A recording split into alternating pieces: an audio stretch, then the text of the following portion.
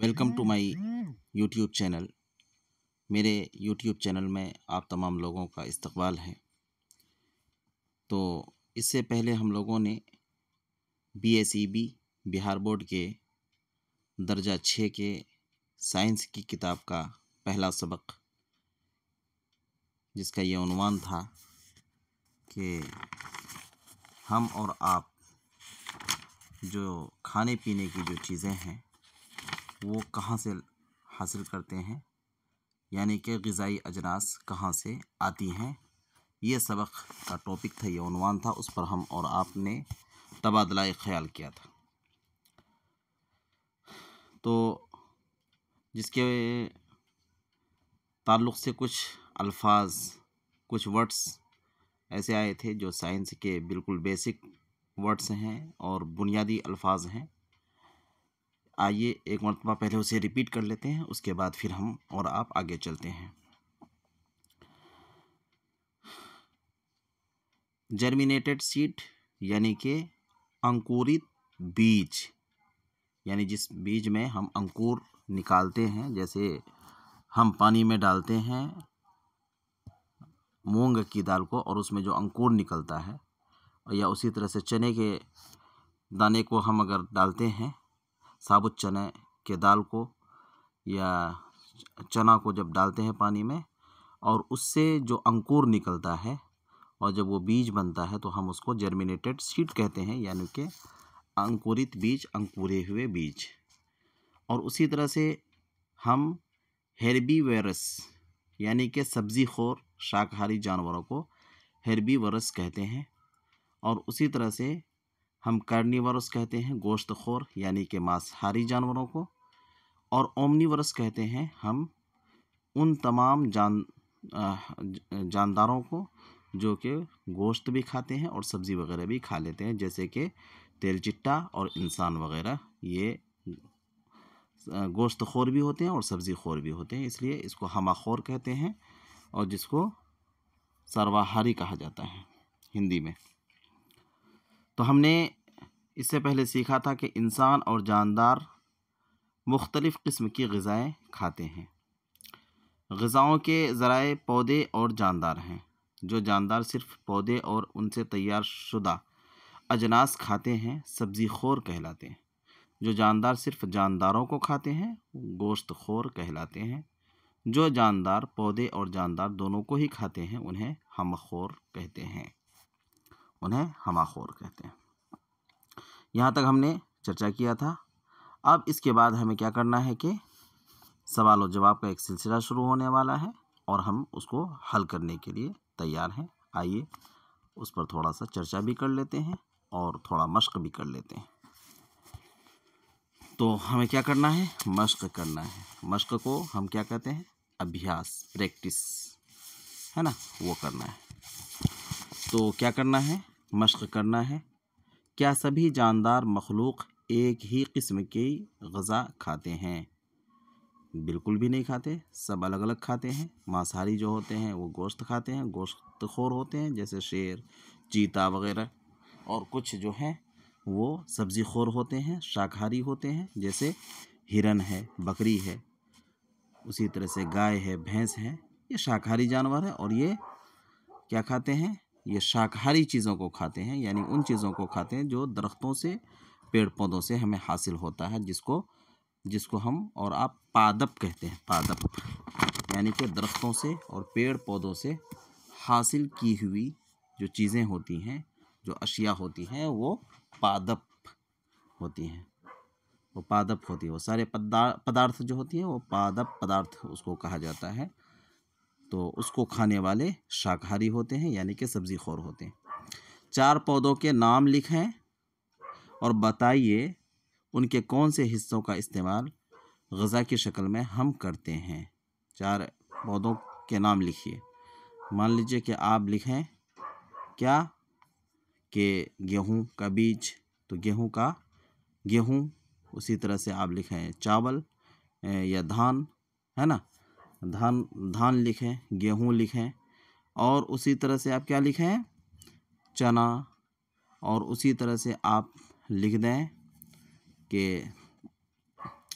आप मसूर लिख दें या सरसों लिख दें, तो फिर आपको लिखना क्या है कि उनकी कौन सी ऐसी चीज़ें हैं जिसको हम खाने के लिए इस्तेमाल करते हैं। तो जैसे धान का पौधा है या गेहूं का पौधा है तो हम उसके बीज को खाने के लिए इस्तेमाल करते हैं। उसी तरह से सरसों का जो पौधा है तो सरसों के बीज से हम सरसों का तेल निकालते हैं, और सरसों के पत्ते को और सरसों के तने को भी हम क्या करते हैं, साग के लिए इस्तेमाल करते हैं। उसी तरह से मूली है तो मूली के निचले हिस्से को, जड़ को हम लोग क्या करते हैं, खाते हैं, सलाद वगैरह में खाते हैं, उसकी सब्जी बनाकर खाते हैं।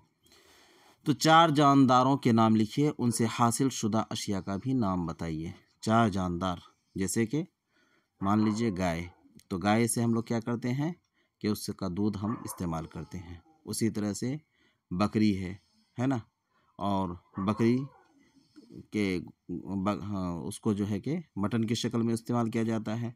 मुर्गी है, उसके अंडे को हम और आप इस्तेमाल करते हैं।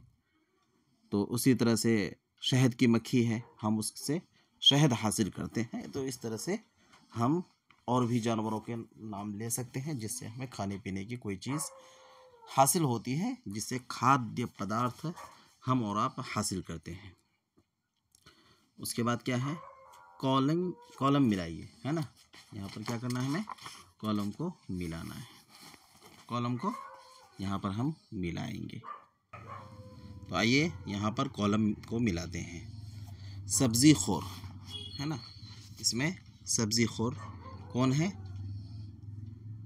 दरख्त और उनसे तैयार शुदा अशिया खाते हैं। सब्ज़ी खोर जो जानवर होते हैं वो क्या खाते हैं, दरख्त से और उनसे तैयार शुदा अशिया खाते हैं, है ना, जो सब्ज़ी खोर जानवर होते हैं।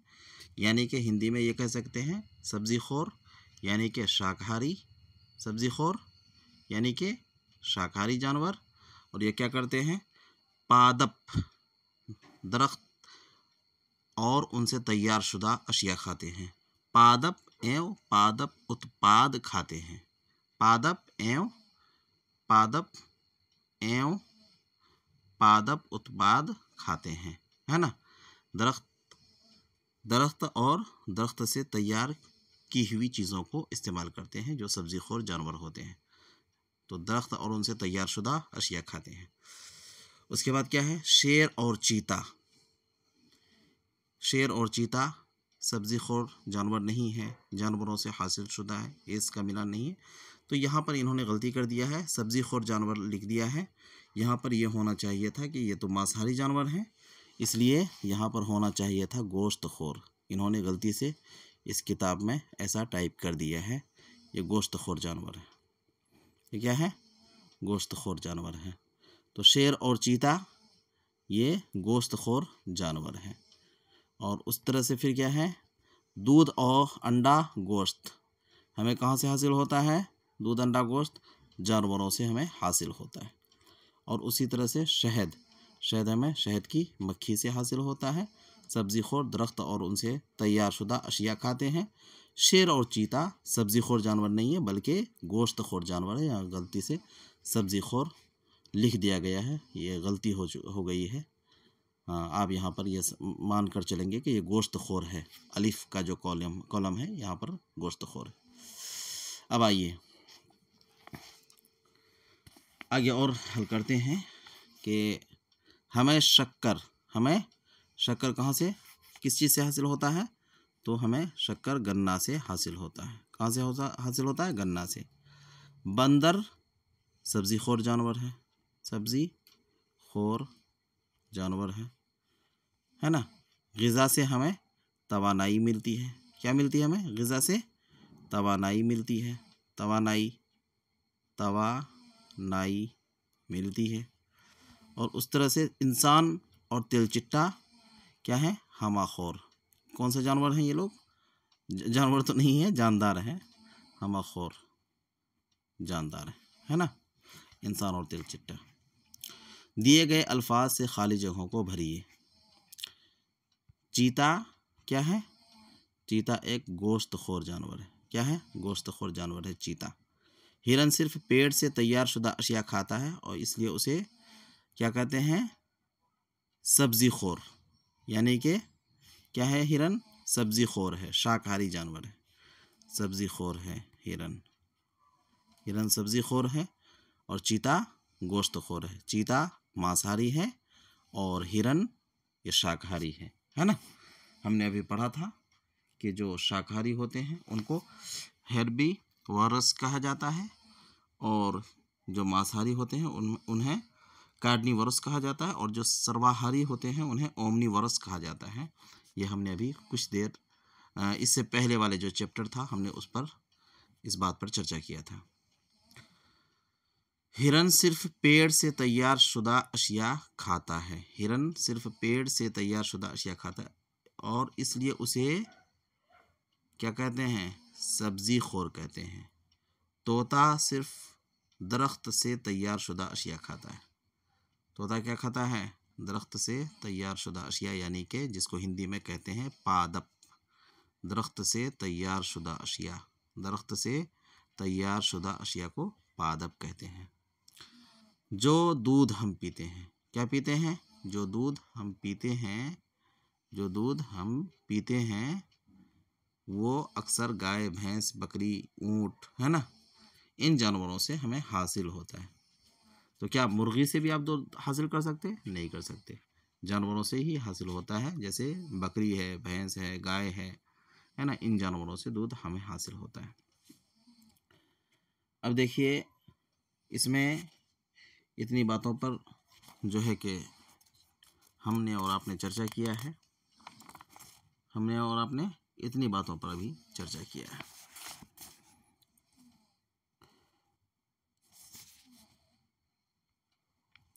मुजव्वज़ा मंसूबे और सरगर्मियाँ यानी कि प्रस्तावित परियोजनाएं एवं क्रियाकलाप, ये समझ लीजिए इसका हिंदी। मुजव्वज़ा मतलब प्रस्तावित, प्रस्तावित, और मंसूबे परियोजनाएं, सरगर्मियाँ क्रियाकलाप, ये याद रखिएगा क्योंकि हम और आप समझने के लिए उर्दू में समझें, लेकिन इसके अल्फाज को हिंदी हो या इंग्लिश में ज़रूर याद रखें। उससे क्या है कि किसी एग्ज़ाम वगैरह में अगर कोई ऐसा सवाल पूछ लिया जाए जिसमें उर्दू का लफ्ज़ वहाँ पर शामिल ना हो तो हमें जवाब देने में आसानी हो। मुजव्वज़ा मंसूबे और सरगर्मियाँ, प्रस्तावित परियोजनाएं एवं क्रियाकलाप। तो हमें क्या करना, इसमें आप अपने घर के आसपास गिरगिट को ज़रूर ही देखा होगा। हमने देखा है, आपने भी देखा होगा। अगली बार जब आप इसे देखें तो इसे गौर से जायज़ा लें और पता लगाएं कि ये क्या खाता है। क्या इसकी ग़िज़ा छिपकलियों से मुख्तलिफ है ना, इसको देखना है हमें और इसका पता लगाना है कि इसकी जो ग़िज़ा है वो छिपकलियों से अलग है कि नहीं। जिस तरह से छिपकली जिन चीज़ों को खाता है ये भी सिर्फ उन्हीं चीज़ों को खाता है, क्योंकि छिपकली छोटे मोटे कीड़े मकोड़े के जो दीवार पर रहता है वो सब खा जाता है उसको। कि इसी तरह से ये जो गिरगिट है वो भी इन्हीं चीज़ों को खाता है कि कुछ और चीज़ों को भी ये खाता है। सूबा बिहार के मुख्तलिफ़ अज़ला में कई खाई जाने वाली मुख्तलिफ़ ग़िज़ाएँ, मुख्तलिफ़ ग़िज़ाई अजनास की एक फ़हरिस्त बनाएं, है ना, तस्वीर के साथ अगर मुमकिन हो। उन्हें बिहार के बड़े नक्शे पर निशान लगाकर अपने दर्जा पर लटकाएं और हिंदुस्तान के दूसरे सूबों में खाई जाने वाली ग़िज़ाओं की एक फ़हरिस्त बनाएं, है ना। कि बिहार के बहुत सारे ऐसे ज़िले हैं जहाँ पर अलग अलग चीज़ें खाई जाती हैं, जैसे कि सीमांचल के इलाके में जैसे अररिया, पूर्णिया और किशनगंज वग़ैरह और कटिहार वग़ैरह के बहुत सारे जगहों में लोग बगिया और भक्का खाते हैं। और मुझे नहीं लगता है कि ये हर जगह के लोग खाते होंगे। बिहार के एक बड़ी आबादी में तो लोग खाते होंगे, लेकिन ये सीमांचल में लोग खाते हैं इसको बहुत ज़्यादा। बगिया और भक्का ये अक्सर सर्दियों में लोग इस्तेमाल करते हैं। और उसी तरह से बहुत सारी जगह में लिट्टी और चोखा खाया जाता है ना। और तरह तरह की चीज़ें हैं, बिहार के हर एक इलाके में एक अपना खान पान है। आप अगर बिहार के दूसरे स्टेट्स, दूसरे ज़िलों में जाएंगे, दूसरे डिस्ट्रिक्ट्स में जाएंगे तो आपको वहाँ पर कोई ना कोई एक अलग चीज़ आपको खाने को मिलेगी, और यही हमारे बिहार की शान है। तो इस आप बताएं और बनाएं, एक फहरिस्त बनाएं, एक लिस्ट बनाएं कि कौन से ज़िले में और किस इलाके में बिहार में क्या क्या खाया जाता है।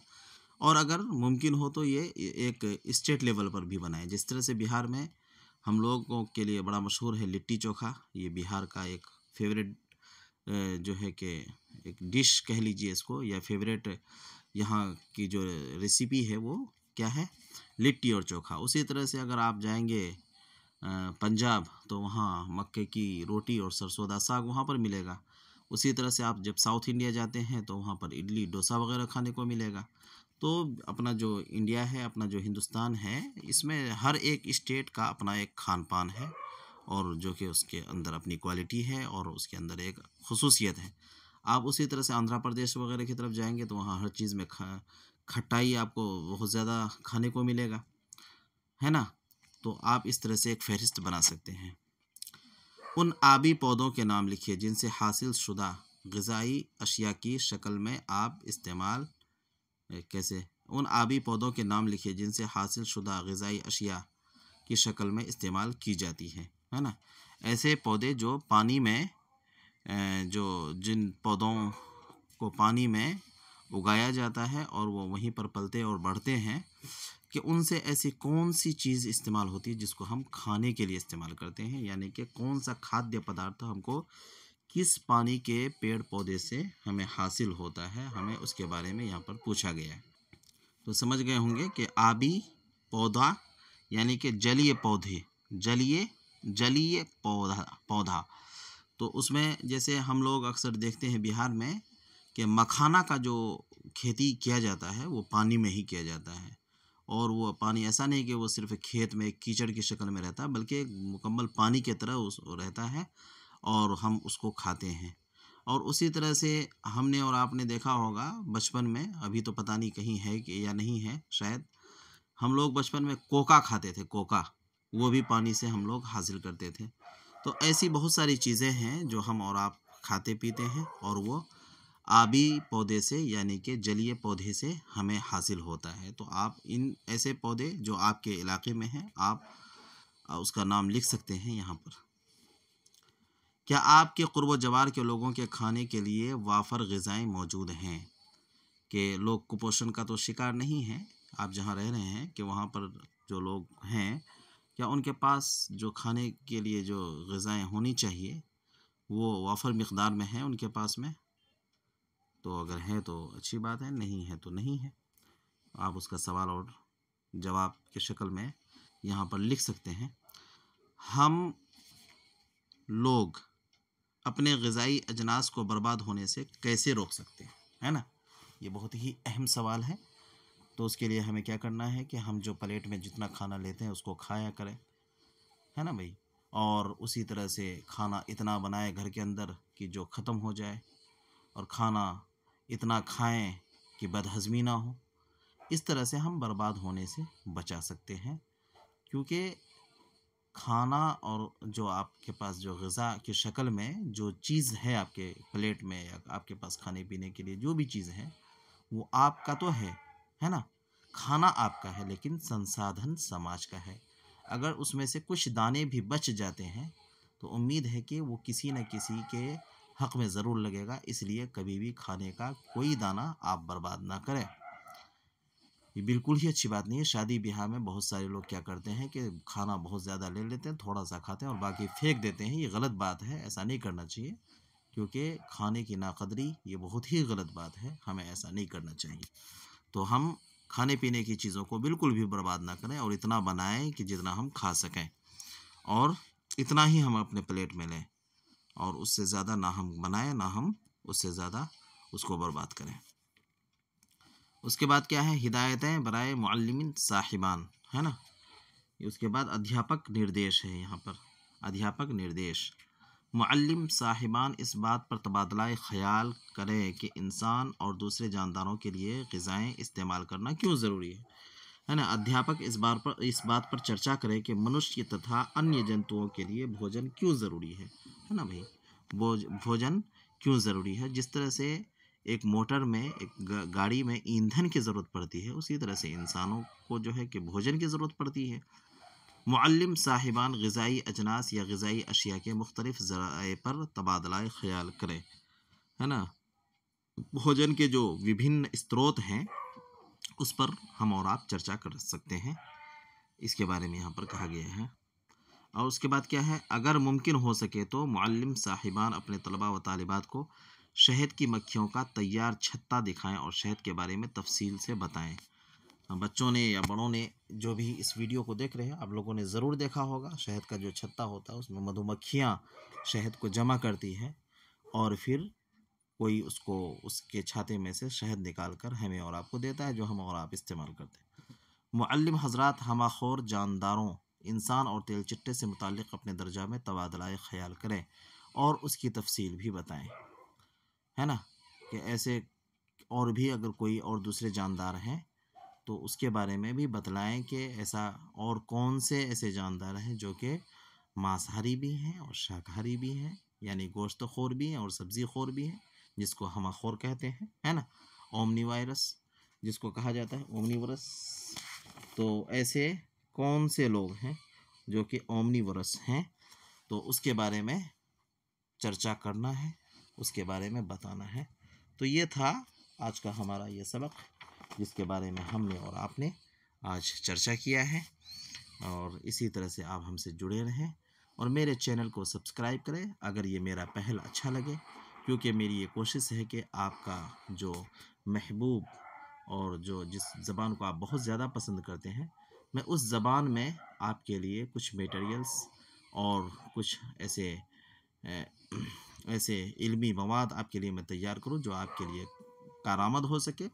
क्योंकि साइंस और जो विज्ञान का मामला है, अक्सर हम और आप इसको उर्दू भाषा में इस्तेमाल नहीं कर पाते, जिसकी वजह से क्या होता है कि दूसरे भाषा में हमारे समझ में नहीं आता और उर्दू में हम इसको पढ़ते नहीं हैं।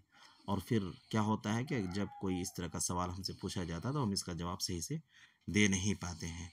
इसलिए मैं आप तमाम लोगों से ये गुजारिश करना चाहता हूँ कि आप उर्दू में इसको पढ़ें और जो इसके वो अल्फाज हैं जो कि दूसरे भाषाओं में ज़्यादातर इस्तेमाल होते हैं, तो कुछ आप उसको थोड़ा बहुत सीखने की कोशिश करें कि जो उर्दू के अल्फाज हैं उससे क्या है कि हमारे जहन में ये बात समझ में आ जाएगी कि इस चैप्टर का या इस लफ्ज़ का जो साइंसी इस्तेमाल है उसका क्या मफ़हूम है और क्या मकसूद है, वो समझ में आ जाएगा। उसके बाद अगर हम उस वर्ड को याद भी कर लेते हैं या समझ भी लेते हैं तो हमको साइंस को समझने में बड़ी आसानी होगी।